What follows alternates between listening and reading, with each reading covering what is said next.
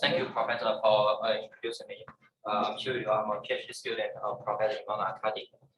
Today I will talk about an integrated vehicle tire pavement approach for determining the pavement structure-induced road resistance on the dynamic loading.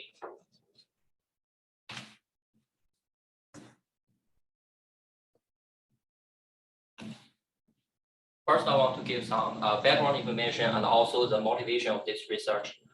Tire pavement interaction rolling resistance is affected by the pavement structure, surface texture, and pavement roughness.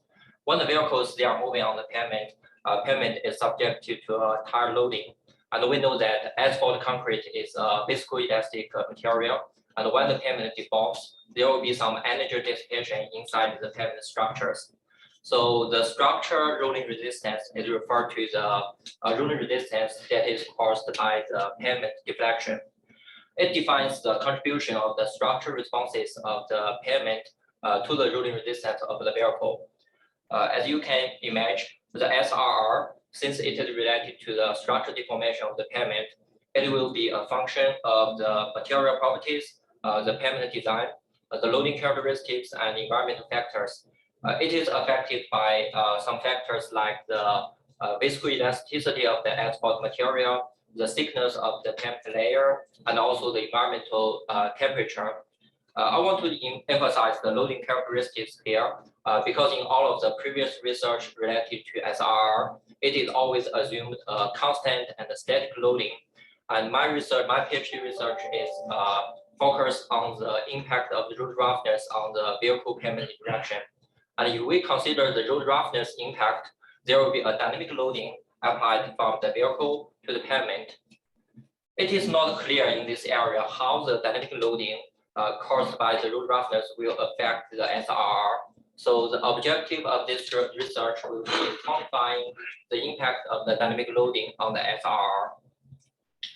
For people who are not familiar with SRR, about the magnitude, the amplitude of it, I have this graph from a previous student, my previous colleague.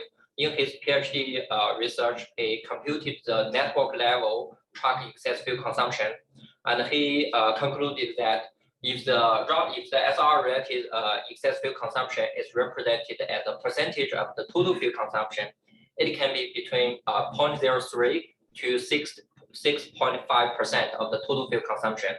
The range, it depends on the structure of the pavement, the temperature, and also the truck speed. In this research, to quantify the impact of the dynamic loading on the structure-induced rolling resistance, we developed an integrated vehicle tire pavement approach. This approach, it starts from the road roughness. First, we use a 3D semi-trailer truck model to simulate the vibration of a truck. We use it to compute the dynamic loading based on the road roughness profiles. And then in the second step, we use a deep learning tire model to convert the dynamic loading profile into the tire pavement contact stresses. And in the final step, we use a pavement structure finite element model. We apply the contact stresses that we have computed. We applied it on the pavement model. We can simulate the pavement structure, the deformation of the pavement structure, so we can calculate, we can obtain the structure-induced road resistance. So this whole approach, it starts from the road roughness and it ends with structure-induced road resistance. It gives us a methodology, it gives us a tool to quantify the impact of the road roughness and also the impact of the vehicle dynamic property on the SRR. The first step in the model development is to consider road roughness.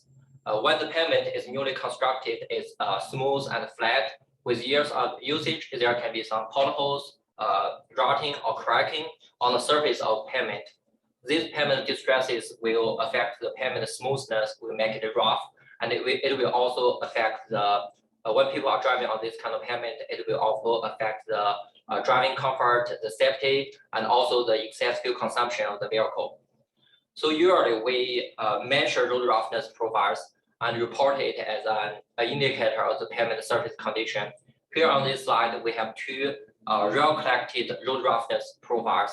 When we do the collection, usually we collect it on the left well path and also on the right well path of the road. And we report it using an indicator called RRI. It stands for International Roughness Index. It is calculated as the accumulated vertical distance between the spar mass and the spar mass of the vehicle. And we use a mathematical model called Qingqing Cao model to compute the RR.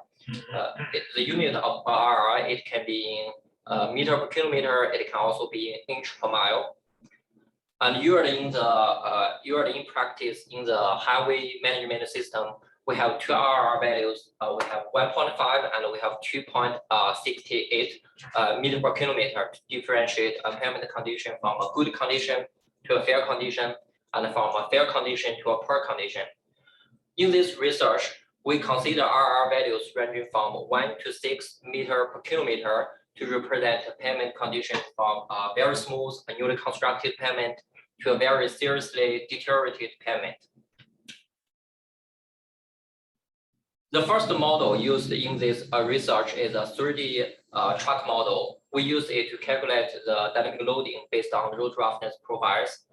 This 3D truck model is a full truck model. It has 3 truck bodies. It has a carbon. It has a tractor. It has a trailer. All these truck bodies, they are connected by the spring damper system, and they can vibrate in 3 directions. So using this truck model, we can simulate the vibration of the truck, and we can get the vibrational responses of different components of this truck. We can use it to calculate the dynamic loading. The 3D truck model, along with the input, the road roughness input, they are implemented in a MATLAB Simulink environment. We use a Simulink model to use the input, so use the roughness as the input, to use it to make the truck model vibrate, and we collect the vibrational responses and calculate the dynamic loading. Here is an example of the dynamic loading calculation. On the left side, we have the road roughness profiles. It is collected on the left well path and right well path of a road. And through the truck model simulation, through the dynamic vibrational analysis, we can get the dynamic well load distribution. In the distribution, we can see that the dynamic loading, it actually fluctuates around the static well load. It's not a single point, it's not a single value. It changes when the vehicle is moving forward. The second model used in this research is a tire model. We used it to convert the dynamic loading into the 3D tire contact stresses. Traditionally, in the previous research, we will use a finite element tire model to do this step. We simulate a tire model. We get the contact between the tire and the pavement. The tire model, the FE tire model, it has been developed in this group for a couple of decades. It's pretty accurate, but the weakness is that it takes a long time to run. So in one of our previous research, we developed a data-driven approach, a deep learning tire model. We use it to replace the slow-running FE model, and also the accuracy is still acceptable. The input of this tire model is a 1x4 vector encoding the tire type, the well load, the inflection pressure, and the slip ratio is the tire braking. The output is the 3D contact stresses, the contact between the tire and the pavement in vertical, longitudinal, and transverse direction. Here is an example of the tire-pavement contact stresses resulting from the deep learning tire model. We have the tire contact stresses in a low load condition and in a high well load condition. And you can see with the increase of the load, we have larger contact area, and also the outer area of the contact region, it is more sensitive to the change of the well load.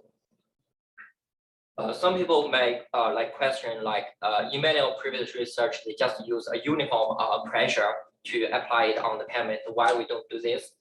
It is because in one of the previous research by our colleague, she proved that using uniform pressure instead of the 3D contact stresses will result in 23% error in calculating the SRR.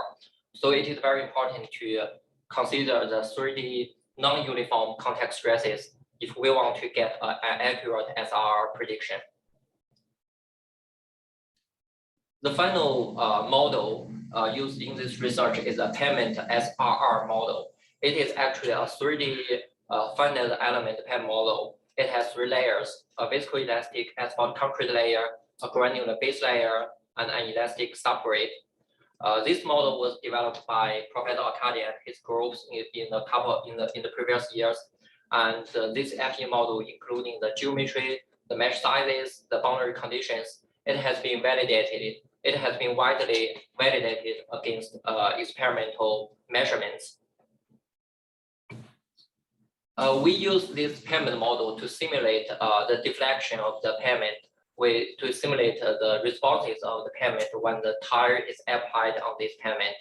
So here are some simulation output. We can extract the external work that is applied by the tire load in this pavement model.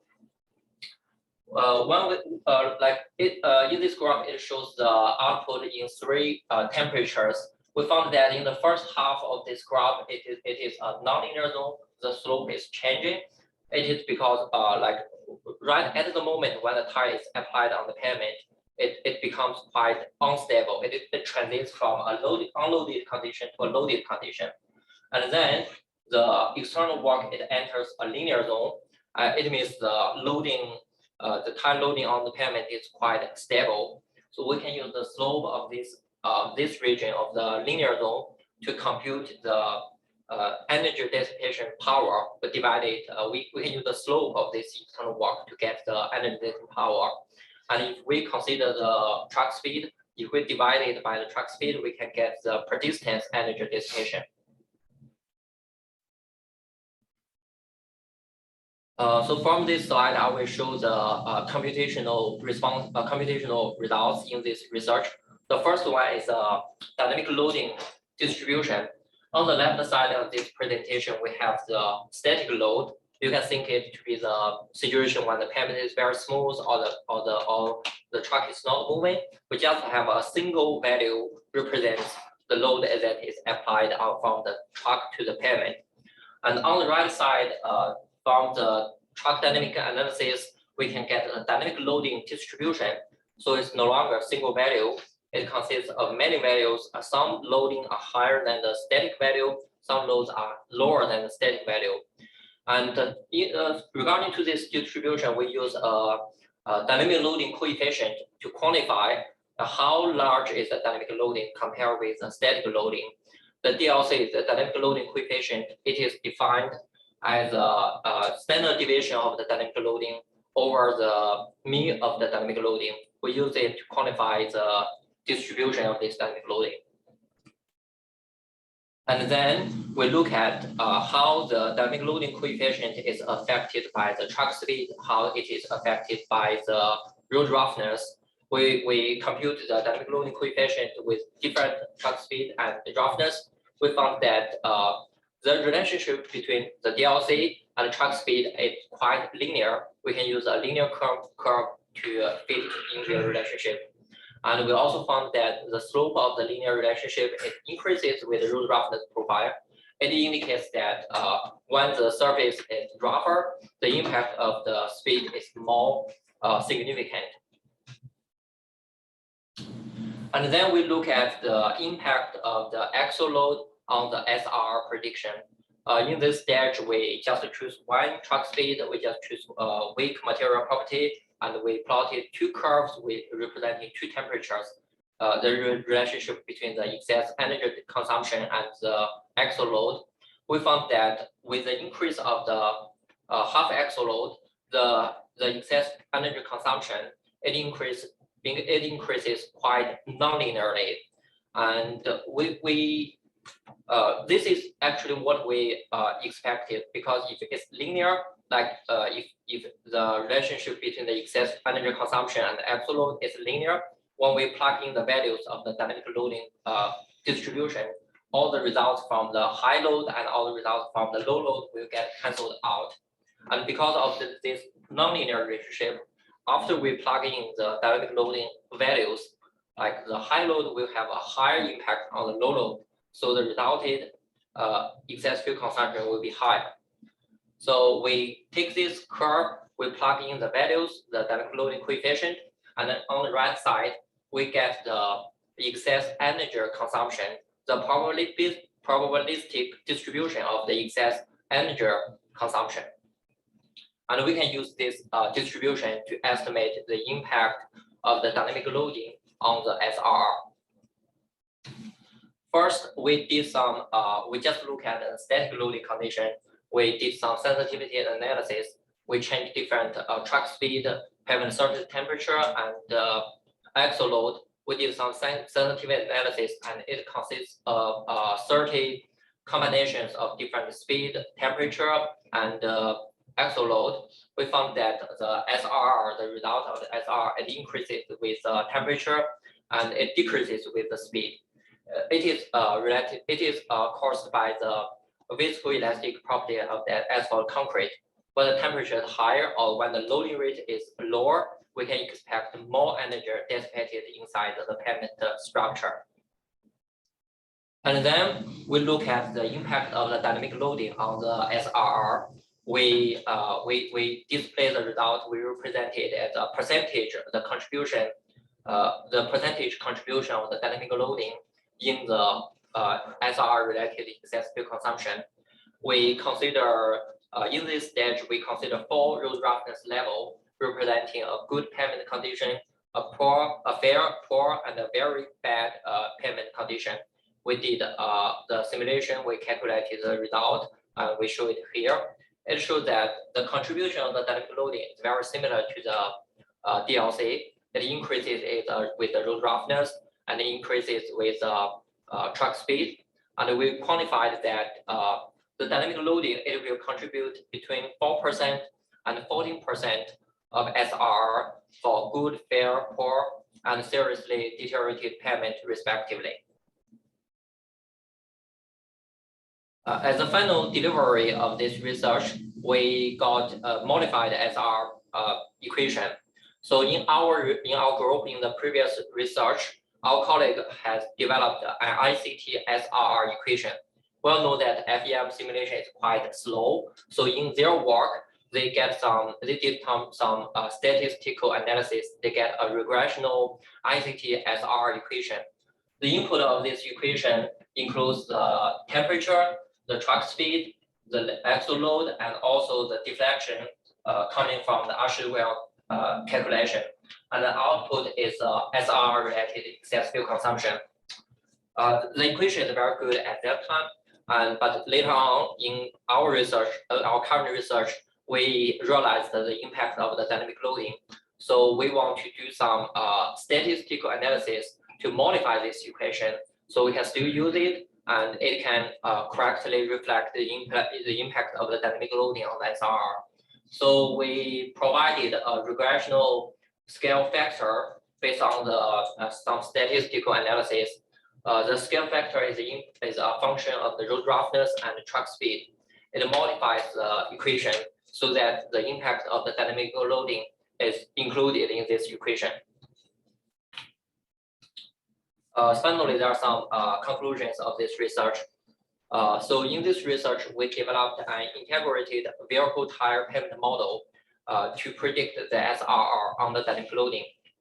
And the truck dynamic simulation tell us that the DLC, the dynamic loading coefficient, it increases linearly with pavement roughness and truck speed. And we also found that when the pavement roughness increases, the DLC becomes more sensitive to the truck speed.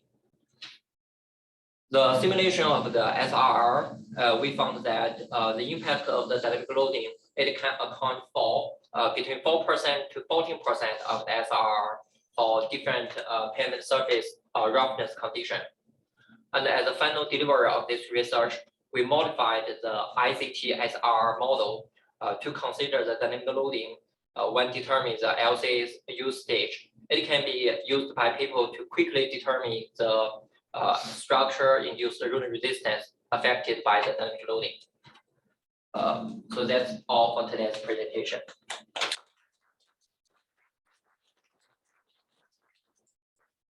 we have time for 2 or 3 questions.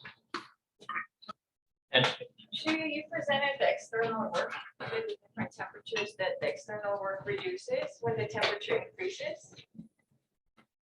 So I guess you are talking about this I graph, think the previous one, previous one. where you showed the nonlinear and linear zone. Yes. This one. So as temperature increases, your external work reduces, but your fuel consumption is opposite. Why? Oh, I think maybe, yeah, you are right. I think maybe I incorrectly labeled this graph. The temperature, when the temperature increases, the external work, it should increase. I think it's a reverse, order. Yeah. correct. Thank you. Thank you. Thank you very much, Xiuyu. For the regression model that you developed, are you predicting the mean consumption of the dynamic loading? Because you showed that it's variable, like which one are you predicting? So like the dynamic loading, it is a function of the road roughness and the truck speed. So when we are modify this equation, we consider it to be a function of the road roughness and truck speed. They are as input. So I guess we are considering the whole distribution of the dynamic loading. They are all included, not just the mean, not just the lower bound or upper bound or just the mean. We consider the whole distribution of the dynamic loading. The accumulated result from the dynamic loading is included here. Okay. Thank you. All right. We can take one last question. I think you did a great job. Thank you so much. Thank you.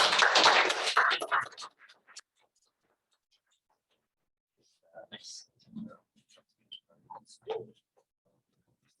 Here, you're going to help me where you put the next one.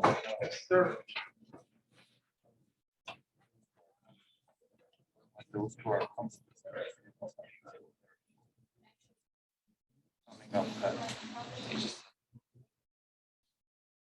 Yeah, but you set them to a value. Okay. Yes. Our next speaker is Qingqing. She has been doing a great job actually on the GPR over the past 3 years, and we're very glad to have her with us here to talk about this topic.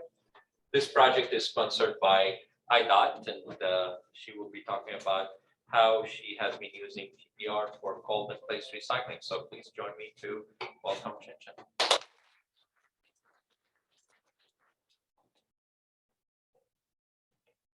Thank you, Professor, for your introduction.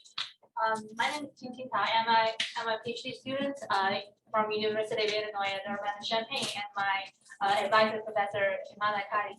So today, my presentation topic is the development of simulation-based approach for coating plate recycled pavement moisture content prediction using the ground penetrating radar. Before that, I would like to acknowledge my colleague Lama Fels and my advisor Kari in preparing this work.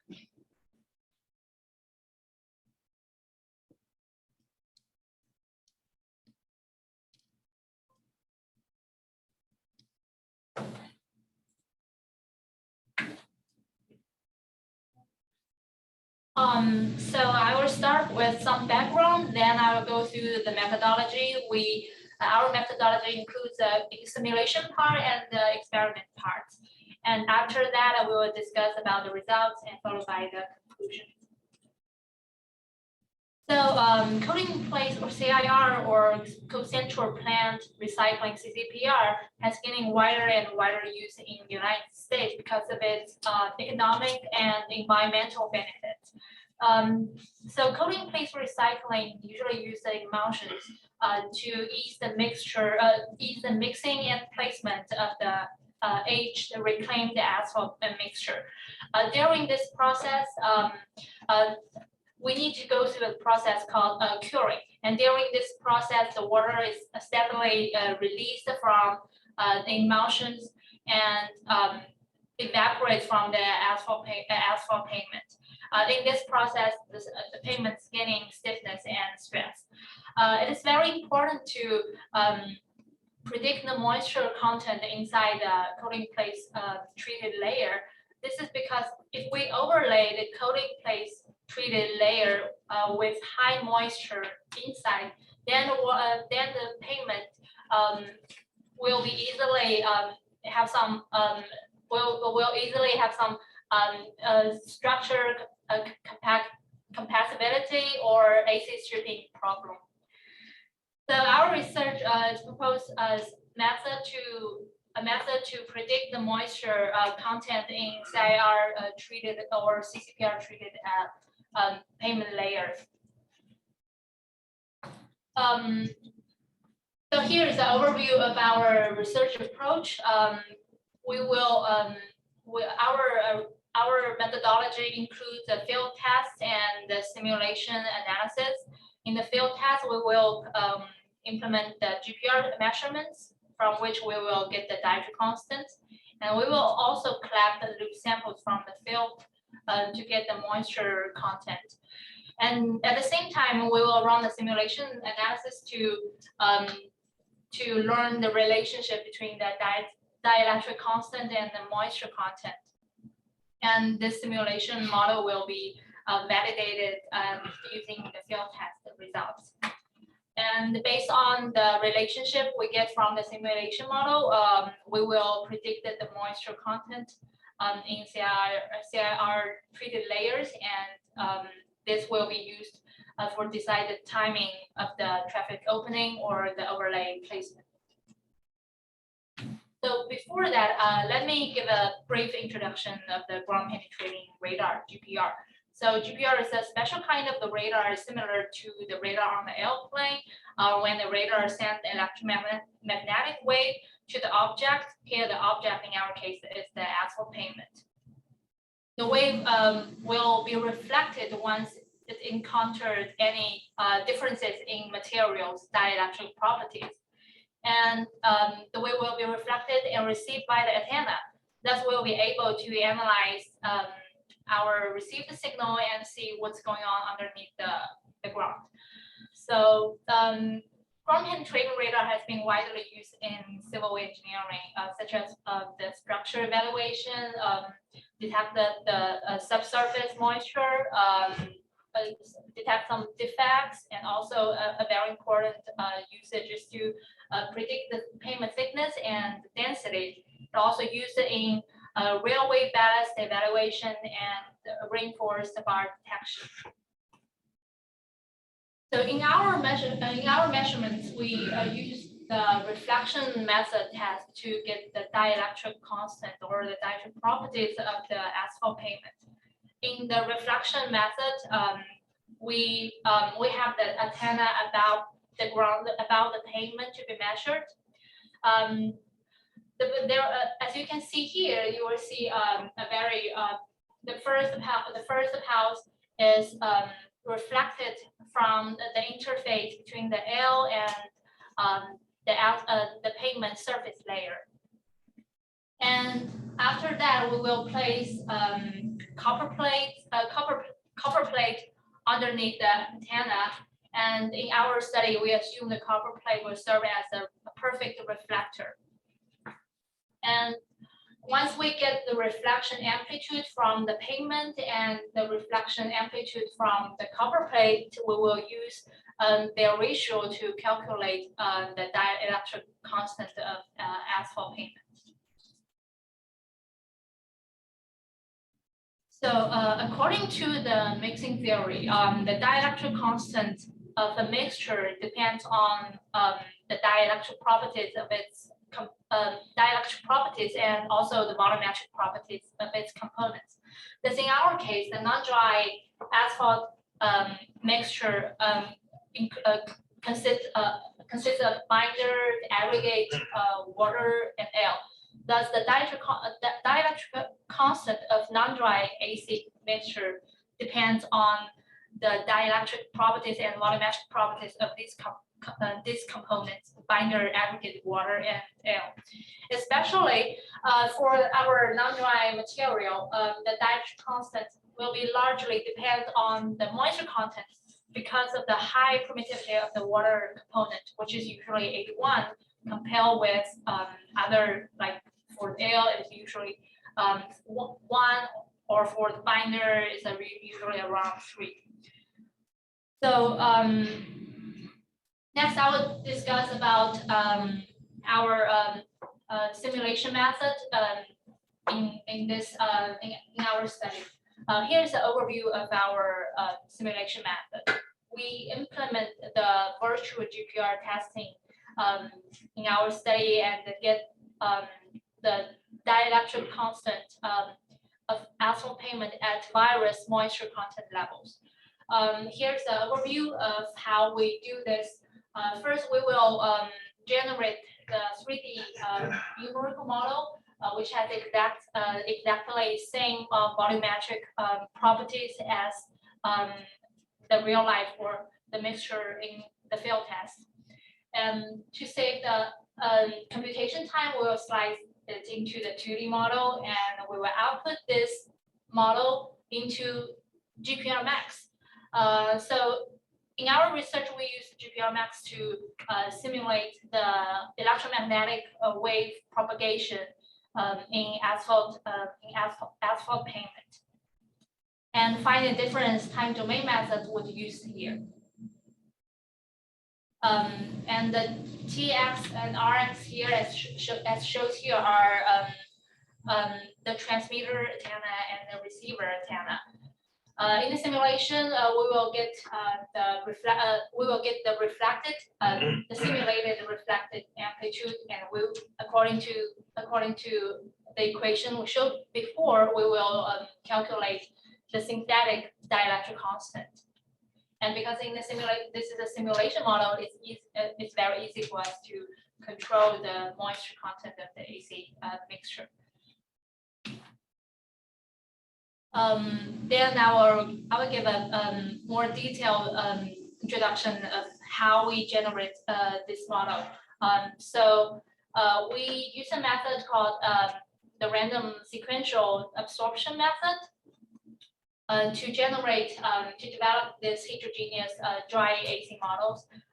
First, we will generate non-overlap aggregates randomly according to the designed aggregate gradations. And then we'll fill in the remaining entries in this simulation domain as the asphalt binder. Next, we'll randomly delete the asphalt the binder elements to create L voids. The next step, so this is step for the dry AC model. We'll start from the dry AC model, and then we can save this geometric model and output it to the finite difference time domain simulation.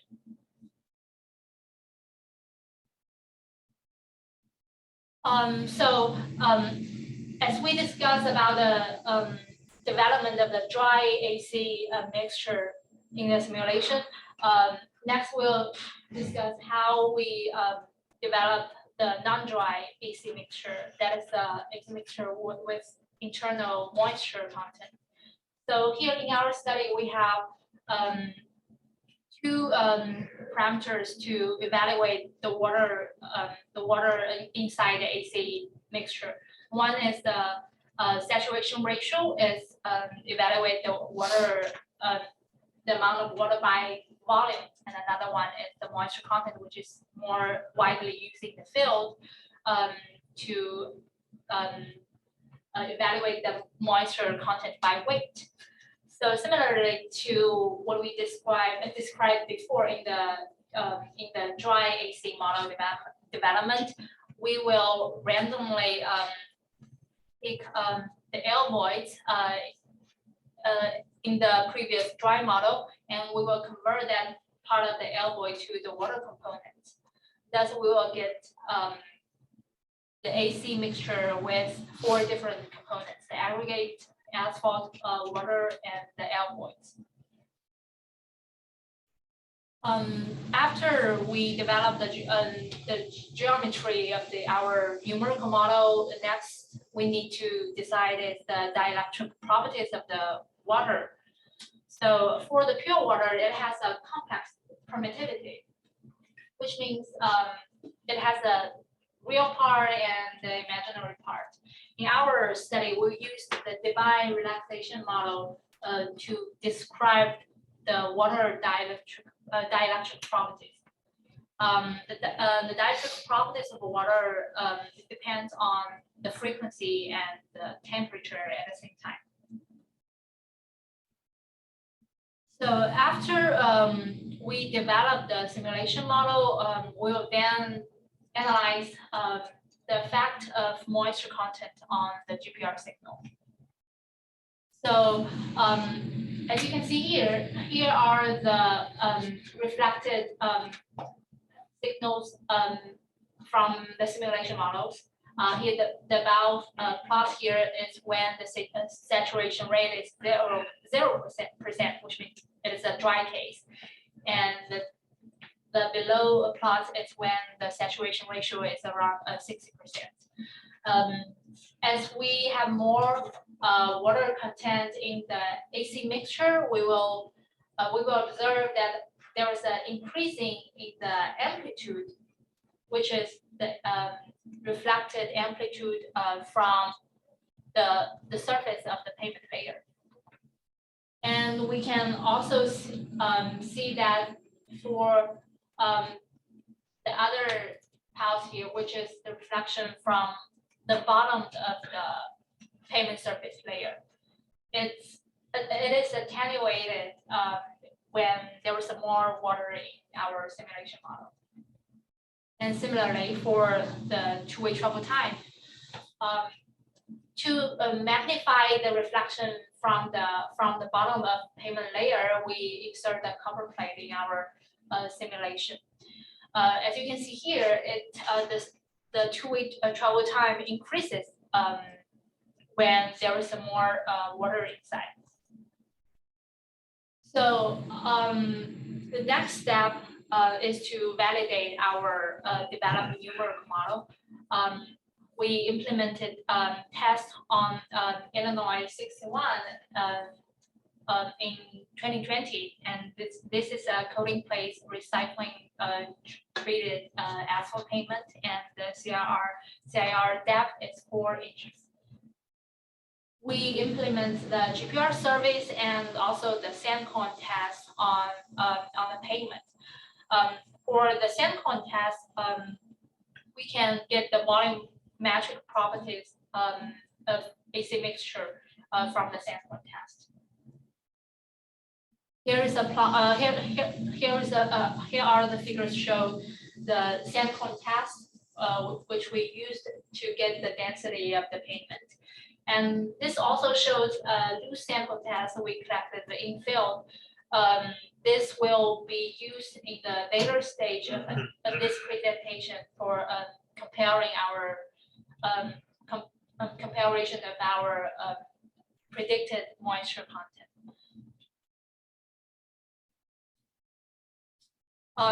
So here's the results of our validation of the numeric model. We have field test data, which is the dielectric constant we get from the GPR measurements in field, and we also have the simulation data. For the simulation data, we use we build the simulation model that has the same volumetric properties as the field test, and we run the simulation and get the synthetic dielectric constant. Here are the comparison between the dielectric constant from field test and from the simulation. We can see that aligns pretty well with each other. And then we will try to find a relationship between the dielectric constant and the moisture content. So if you remember when we talked about mixing theory, we said that the dielectric constant is affected by the volumetric properties of its components.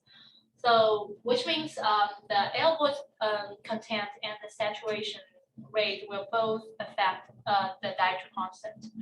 Here the plot shows is when the saturation rate increases, we will observe the dielectric constant increases. And when there is a lower air voice, which means there is higher density, we will also see the increase of the dielectric constant.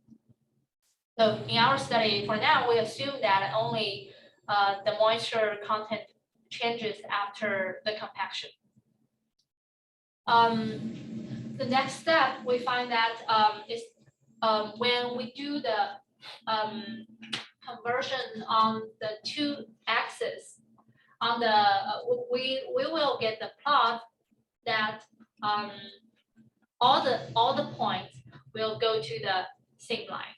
So let me discuss it for a little bit. On the so we do the conversion on the two axes. On the on the z-axis here, we convert the dielectric constant to the normalized dielectric constant, and we use here is how we compute the normalized dielectric constant. We use the dielectric constant of pavement in the dry case as our reference dielectric constant. And on the y-axis here, we convert the saturation rate to the moisture content according to their mass and volume relationship. After we do these two conversions, we will see that we can get a line that the normalized dielectric constant can be only decided by the moisture content. So using this relationship, we'll be able to predict the moisture content. So here are the steps we propose to predict the moisture content. We will collect the samples and GPR scans at the safe location, and using we will using the samples to calibrate our model, which means to determine the equations parameters. And after that, we back calculate the reference dielectric constant from the loose samples. Using all of the parameters and plug them in the equation, we will be able to predict the moisture content. So final, we will apply our prediction model on the field test. Here are the field tests we did in 2020, and 3 of them are the CIR, cooling plate recycling pavement, and 1 is the co-central plant recycling pavement. Here are the results we get from the field test. The moisture content, here are the ground truth moisture content, which we get from the loose sample test. And the dielectric constant here are what we get from the ground penetrating radar. We will see that at the time of the placement, the moisture content is usually at around 5 or even 6 or 5.5%. And after 3 hours, it drops to around 4%, and it steadily decreasing until it drops to 2% around 6 or 7 days. We'll be able to observe the similar trend in our dielectric constant. We'll see it's very high at the beginning, and it is decreasing steadily until we will get the around 2% until 6 or 7 days. Here are the results from the Illinois 100. So we'll see that it's similar to the previous plots shows the moisture content and our measured dielectric constant both decreasing steadily. And we can see that the decreasing rate are different at different locations. For example, the location 3 and location 7 have different decreasing rate of moisture content. And we can observe similar trend of the dielectric constant, which means the ground penetrating radar can capture this different decreasing rate of curing in this process. But we will see that all the dielectric constants at all locations decreases except at location 4, which we think there are some surface water that affect our results. And this is for route 509, which is the central plant recycling treated excipient. We will also see similarly the moisture content and the dielectric constant decreases with the time. And finally, it shows the Illinois 116. So in this test site, there was raining after 3 days of construction. Thus, we will see at some locations, it is affected by the springfall, and we observe there's some increase of moisture content at those locations. And also, we can see there's some increase in the dielectric constant. So using the equation we derived before, here we predict the moisture content from the dielectric constant. Here are the results for the Illinois 100 and Illinois 61. There are some outliers, but in all, we will see that the average absolute error for Illinois 100 is around 0.33%, and for Illinois 61, we get an average error of 0.36%. And here are the results for the route 509 and Illinois 116. Their average errors are 0.33% and 0.32%.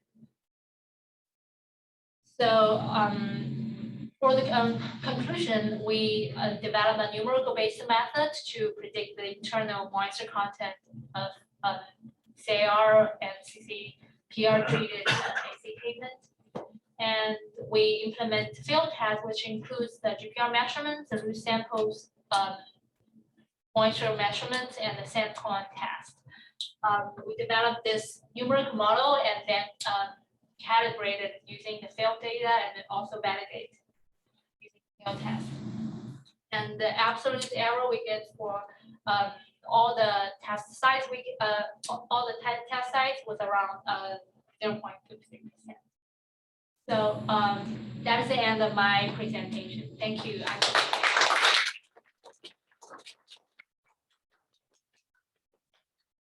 A couple of questions.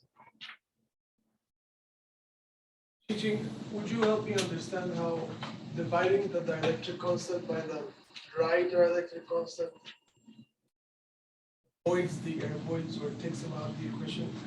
I'm having a hard time understanding. Yeah, that's a very good question. So, so for here, we actually do 2 conversions to achieve this purpose. The first conversion is on the dielectric constant, which you mentioned here. We normalize it, and then we also did a conversion to the saturation rate, which we converted to the moisture content. So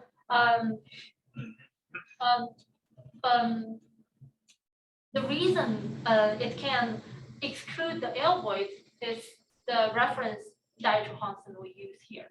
So the reference dielectric constant is the dielectric constant of asphalt mixture in dry case. So we can say that the air voids still implicitly affect the saturation, implicitly affect our dielectric constant. So these two, they have the same air voids. Yes, they have the same air voids. Got it. Yes, but for after we do this conversion, we can just use one set of parameters in our equation instead of using different parameters for different air voids. Thank you very much, Qingqing. To follow up, could you go to the next slide? Yeah, so to use this, do I need to know the reference dielectric constant? And how do you know that when the surface is not dry?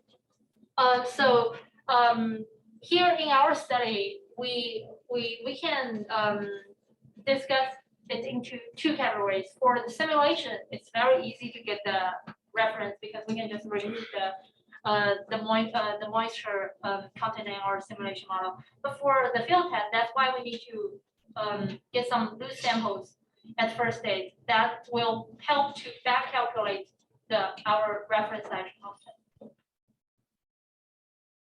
Because for the loose sample, we will be able to know the nitrogen constant and also the moisture content. We will plug them in the equation, we will get the reference nitrogen content. So you're going to use the mixture theory to calculate the dry dielectric constant from the loose sample? Sorry, I don't understand that. So as you can see here, the ABC are already get from the calibration model. Yes. And for the loose sample, we know the nitrogen constant from the GPR measurements, and we also know the moisture content from the loose sample. So we have all of this except the reference. That's how I see. calculate that. Thank you. No problem. Other questions? Okay, so please remember that you can register for this class as a 0 or 1 credit. You need to take it, or we suggest if you would like to take this class as 1 credit and the rest you can have a 0. So people who took it last time, they may just register it for a 0. And this is an optional class also. So with that, thank you so much, and we'll see you next week.